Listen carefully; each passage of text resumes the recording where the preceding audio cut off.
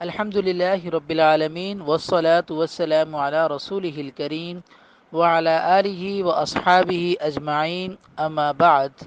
رب زدنی علما رب زدنی علما رب اشرح لی صدری ویسر لی امری واحلل عقدۃ من لسانی یفقہوا قولی آمین۔ ابھی تک ہمارے جو مسائل چل رہے تھے اسباق میں وہ جانور سے متعلق اور جانور کے عیوب سے متعلق گفتگو چل رہی تھی کہ جس جانور میں یہ عیب پایا جائے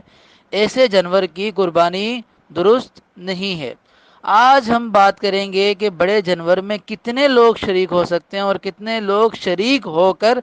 قربانی کر سکتے ہیں۔ تو بڑے جانور میں جیسے اونٹ ہے، گائے ہے، اس کے اندر ایک بندہ بھی قربانی کر سکتا ہے پوری جانور کی، اور اس کے ساتھ حصے دار بھی مل کے کم سے کم، یعنی آخری حد جو ہے وہ 7 لوگوں کی ہے، تو 7 لوگ ایک جانور کے اندر، بڑے جانور کے اندر مل کے 7 لوگ قربانی کر سکتے ہیں، چاہے وہ اونٹ ہو، چاہے وہ گائے ہو، چاہے وہ بیل ہو یا بھینس ہو یا بچڑا ہو۔ اس کے اندر یہ بھی نہ ہو بالکل گھٹیا قسم کا، کمزور اور اس طرح کا لے آئیں، نہیں، اگر جب 7 لوگ مل رہے ہیں تو پھر ایک اچھی قربانی لے کر آئیں، اور پھر 7 لوگ اس میں شریک ہو کر اگر کرنا چاہیں تو ایسے بھی کر سکتے ہیں۔ اس کی شرعی طور پر گنجائش موجود ہے، کیونکہ صحابہ کرام رضوان اللہ علیہم سے حج اور عمرے کے وقت قربانی میں شریک ہونا ثابت ہے، اور یہی معاملہ ہوتا تھا کہ اونٹ اور گائے میں ساتھ شریک ہوا کرتے تھے۔ مسلم شریف کی روایت میں بھی ہے کہ جابر بن عبداللہ رضی اللہ تعالی عنہما کہتے ہیں کہ ہم نے رسول اللہ صلی اللہ علیہ وسلم کے ساتھ حدیبیہ والے دن 7 اونٹ اور گائے 7 افراد نے، یعنی کہ 7 لوگوں نے مل کر ذبح کیے۔ اور اسی طرح ایک اور روایت میں آتا ہے کہ ہم رسول اللہ صلی اللہ علیہ وسلم کے ساتھ حج کا احرام باندھ کر نکلے تو ہمیں رسول اللہ صلی اللہ علیہ وسلم نے اونٹ اور گائے میں 7 حصے داروں کو شریک ہونے کا حکم دیا، یعنی آسانی کے لیے، وسائل کم ہوں گے اس لیے کہا کہ ایک جانور میں 7 لوگ شریک ہو جائیں، تو اس کا مطلب ہے کہ 7 لوگ شریک ہو سکتے ہیں۔ جانور کے شرکا آپس میں گوشت کیسے تقسیم کریں؟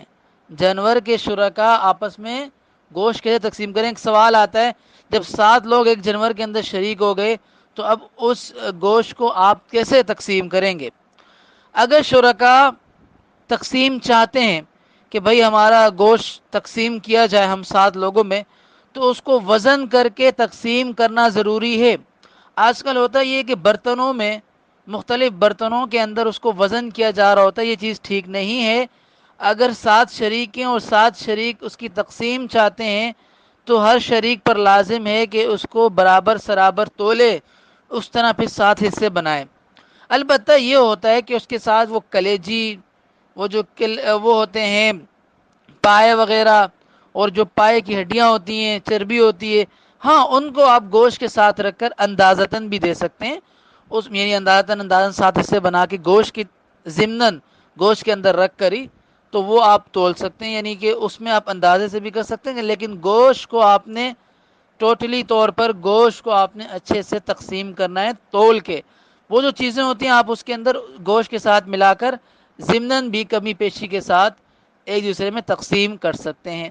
اب اگلا مرحلہ آتا ہے جب گوشت آپ کے پاس آ گیا، 7 شریکوں کے پاس گوشت چلا گیا، اب گوشت کو تقسیم انسان اپنی طرف سے جو غریبوں میں کرتا ہے اس کا طریقہ کار کیا ہے؟ اس کا سب سے بہتر اور افضل طریقہ یہ ہے کہ گوشت کے 3 بات چل رہی تھی کہ قربانی کے گوشت کو، یعنی جب شرکا آپس میں لے لیں